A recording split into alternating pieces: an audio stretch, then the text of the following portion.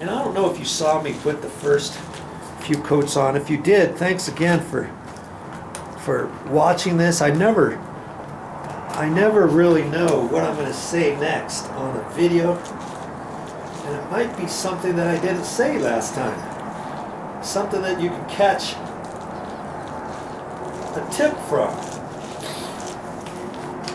And I was like, before I put this coat on, I thought, well, should I make a video of this? I've already done it once. I thought, well, I might as well, because I never know what I'm going to say. So there you have it. Okay, there's my next coat. Look at that. It took almost everything that I poured in there. And what am I going to do with this now? It's all wet. Am I going to rinse this out 2 hours from now? No, I'm not. I'm going to show you what to do with it next, okay? This is important. Now usually if I was all done with this whole thing, I'd take my putty knife and I would hold this up and I would rub all of this off. You'd be surprised how much material is in here. There's lots of roof coating on there still. Okay, but I'm not going to do that. I'm going to do something else slightly different than that because I've got another coat to go, right? Okay. So, get my plastic bag out. Let's see if I can't do this without getting it all over the place.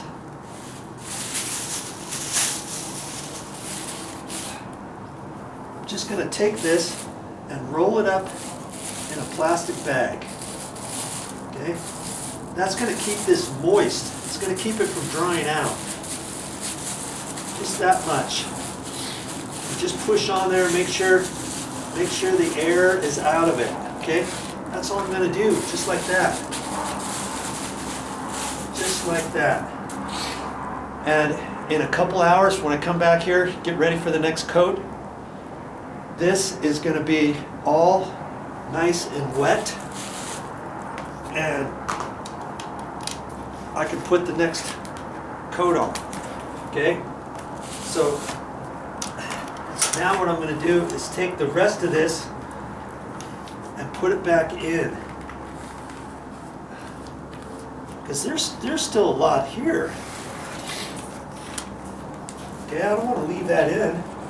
That might be just enough to do my cut in.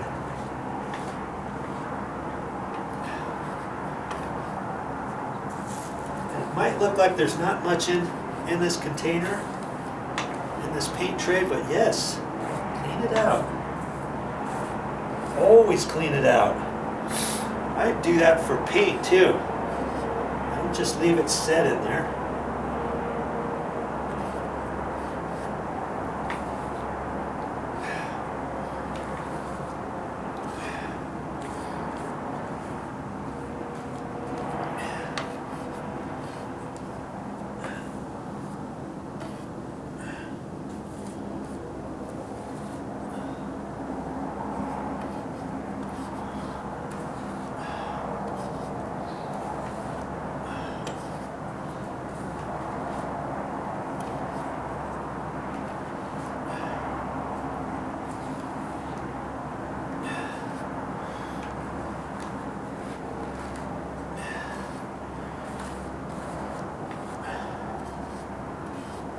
Okay. Now I can take it in my can and just try to get it off of the edges, and I'm even gonna wipe down the edges on the inside now, because if I don't, the edges are gonna dry like that. You might think, oh, it'll run down like paint after a while. It's gonna go down. This stuff is pretty thick, and chances are it's not going to run down by itself. And if you don't get that off, it could dry on there, and now you've lost all of that. Okay? Now I've got it all in the bottom. Boy, I've got just enough probably for one more time. And I may end up having to get some more because there's something special I'm going to do at the end of this project. I'm not going to even say what it is just yet. And it may entail me getting some more of that. Okay, so now I've got my paintbrush. I want to have a little bit of roof coating on there. Keep my paintbrush from drying out. Okay, so I got my paintbrush all nice and wet. And I'm going to take that and I'm going to roll that up in plastic.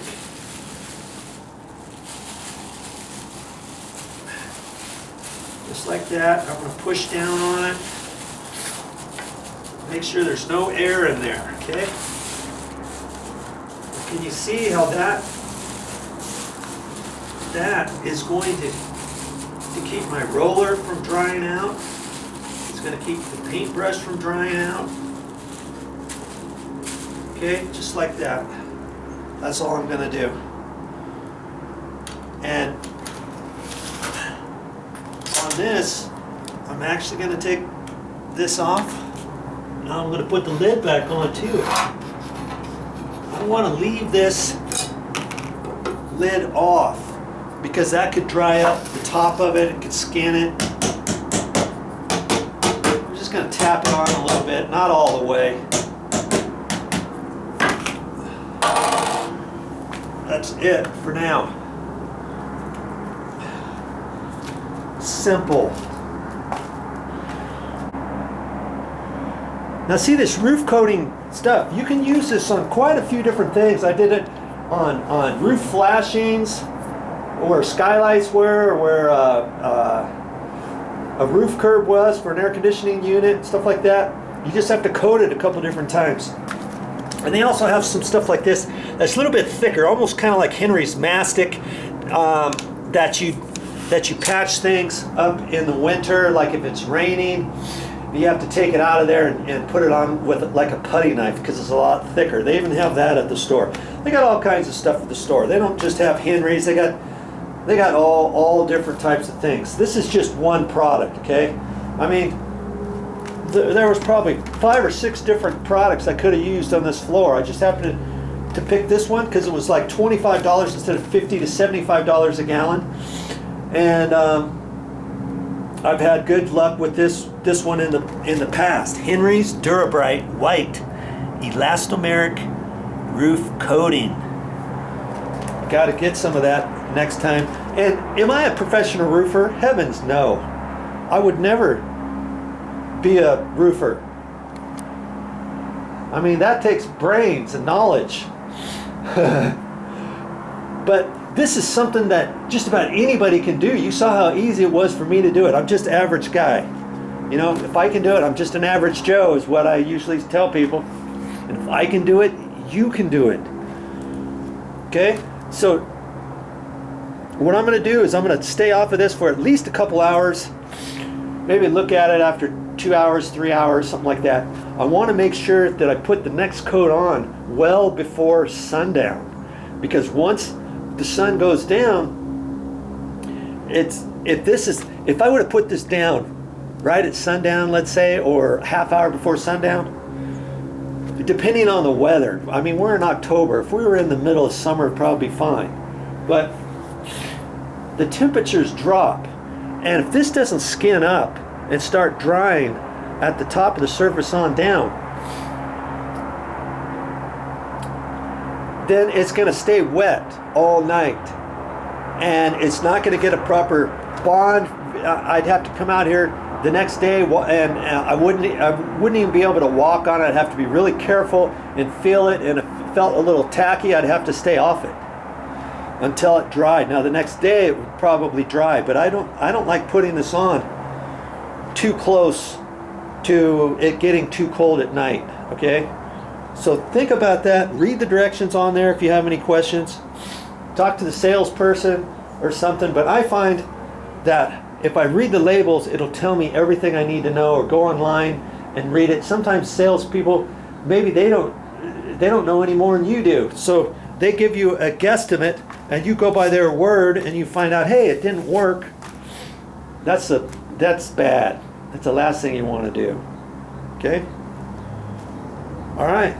So that's all it took. A $1.50 throwaway paintbrush, a 6-inch mini roller with a 3/4 inch snap, my broom handle for the extension, and that's pretty much it. I use this. I probably could have got by without even using that. That's like 99 cents. This little deal. I like to put that on paint buckets, especially if I'm going to use it to pour the paint out, or if I want to use the bucket and kind of carry it around with me to do touch up. Then I can just run my paintbrush along there and dabs a little bit more off of that instead of dipping it down in every single time or wiping it off. Try that. It works good.